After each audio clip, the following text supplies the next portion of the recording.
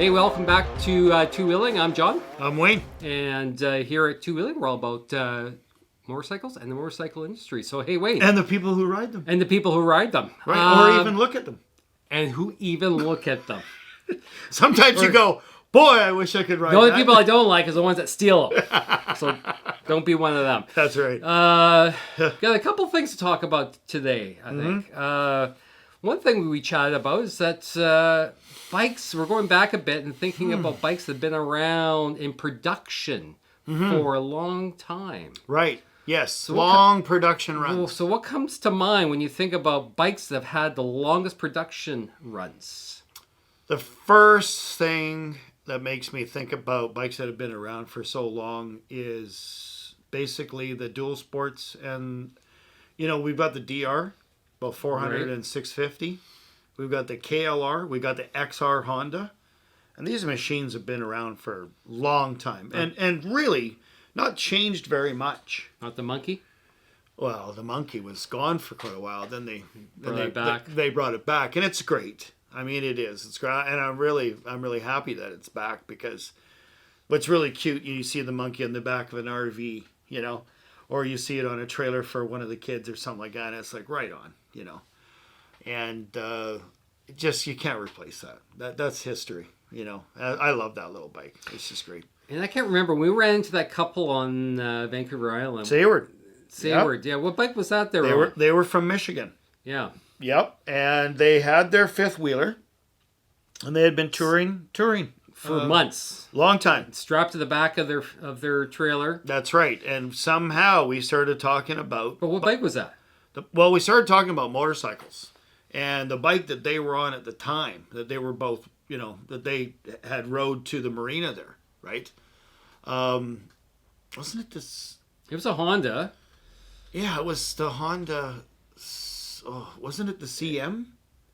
I think it might have been the CM that was in production for quite a while. It was like a small. Yeah, little, the CM. Again, it was a CM, bike. I think it was the CM 400, another CM 400T, but it was based on the old twin, lightweight, just bulletproof. These old Hondas, these twin cylinder 400, twin carbs, twin pipes. Right around 400 pounds, 380 pounds, easy enough to transport, and yet two people could still get on Well, one. that's what it was. We pull up on our sport bikes. We pull off after a couple hours of riding, and we see them pull in actually in their RV, and then like 10 minutes later, they're putting into the marina. The wife on the back, the old husband, they're probably well into their late 70s. Yeah, Just biggest grin on their face. Yeah, we had a really good conversation, because it's extremely rare to meet people riding a motorcycle, two up, small bike, and that sort of piqued our interest. Like, where are they coming from? So we just started talking, and then of course we find out they're from Michigan. Yeah. Which was cool. And they've been out touring around for a while. So Honda, Suzuki's, Kawai. Hold on. Yeah. Hold on. Yeah.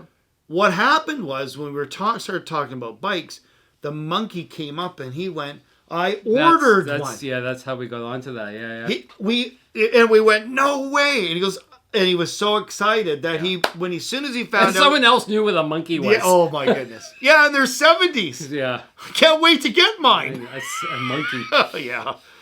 But that's the way it goes. Sometimes models that have been around a long time, it doesn't matter. They're timeless. Yeah. It doesn't matter whether it's in the 70s or whether it's 2020. And like you said, Suzuki DRZ 400 almost unchanged for 20 years. Yeah. KLR's gone through some changes, but it's what's the Yamaha hat?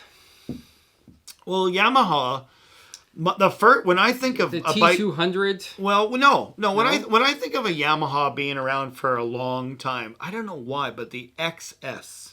The XS 650. Okay. This was there were a lot of them around, right in the mid 80s there. Yeah.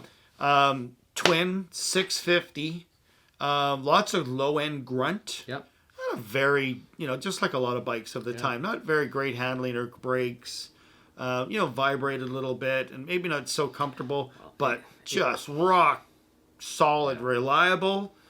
Beat on it. You know, people were riding them all over the place, and they had that run for quite a while. The XS Twin, easy, you know, for on a manufacturing standpoint, easy to build. You know, you can put out lots of bikes, and I don't know how many they sold worldwide, but a lot. And then you got the European brands. Moto Guzzi has been around forever. Oh yeah, exactly. Building bikes for the European market forever. I'm not familiar with them. Well, we don't so much. We don't see bikes that are really popular in Europe may or may not even arrive here, or people are not interested in buying them so much. Well, right? yeah, it's just like European cars too, Citroens and Opels and stuff that we don't see here in North America.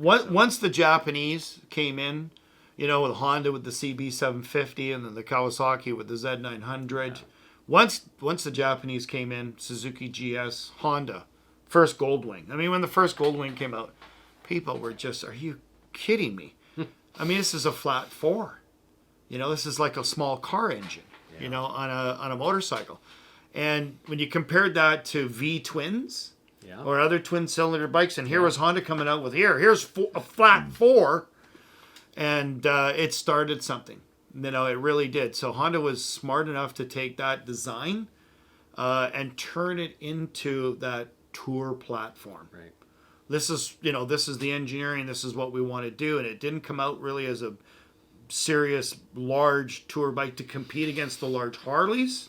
Right. You know, or even the past, like some of the Indians or some of the other big cruisers, heavy cruisers that were out there. And then just, typical Honda. You know, they created a Goldwing. Sure. Yeah, and they just released a brand new Transalp 750. Yeah, Transalp's back. Yeah, Suzuki's just launched the But new V-Strom. But the problem is when you have motorcycles from, let's say, from the 80s, right? Because you know most of us that are riding now, right, really started riding in the 80s. Not a lot of people from the 70s right now riding bikes, right? Because you know if you're 20 years old in the 70s and now you're not really running around out there. Not too often. You don't see too many people in their 70s, you know, riding bikes, you know, because if they're riding in 75... I think it depends where you live. Most of the older people in their 50s right now, approaching 60s, they started riding about 80, 82, right? And that was a great time for bikes. Sure. Right? Yeah. Because all of the you had the birth of the super bikes, and all the manufacturers were really stepping it up. Innovation was coming on. I mean, we went from 4-cylinder, twin cam, 4 carbs, and then we were at fuel injection, and then unitrack and single track suspension systems, better tires, better brakes. You know, just everything started to come quickly. Right? I'd actually like to see what bikes have got running in Cuba, because I know they've still got cars running from the 50s down there because of their Chevys. Yeah, because of their economic situations over the years. But Lots I'd of be Chevys. Curious to see what bikes are running down there. I've never been to Cuba, but you know, I think if anyone's out there, let us know maybe if you've been to Cuba, what bikes are running down there. And there's other countries, I know Asia, South Asia, India, they've been running bikes for a little smaller displacement for a lot of years. Anything that you guys can think of? Yeah, sure. We'd love to hear what you guys have out there. I think it really depends on how easy you can make your own parts. Well, that's Cuba. They manufacture not necessarily OEM, or shipping parts in. Guys are actually making their own parts. That's Cuba. Yeah, it's Russians. They know their way. Anyhow, till next time. Yep. Thanks for tuning in, and subscribe if you want to see more content. It really supports the channel, and we'll talk to you soon. Bye for now. Yeah, bye-bye.